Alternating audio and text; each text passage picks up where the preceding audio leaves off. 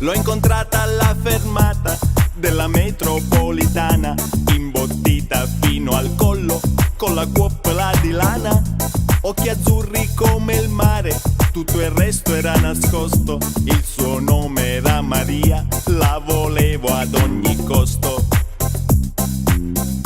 Da settembre a Ferragosto.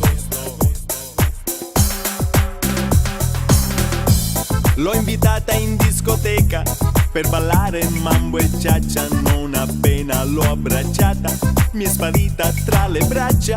L'ho portata a casa mia tra una birra ed un panino. Non appena si è spogliata mi è caduto il pisellino. Era come uno stecchino.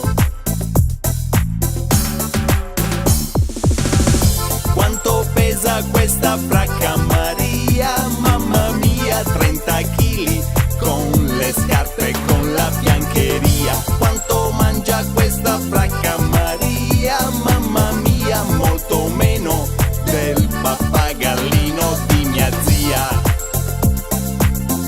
Ma che bella zita mia. Quando tira un po' di vento all'uscita dal porton, mette sempre 5 pietre nelle tasche del giaccon. Quando esce in minigonna con la bicicletta rossa, tutti i cani del quartiere la rincorrono di corsa. Perché annusano le ossa.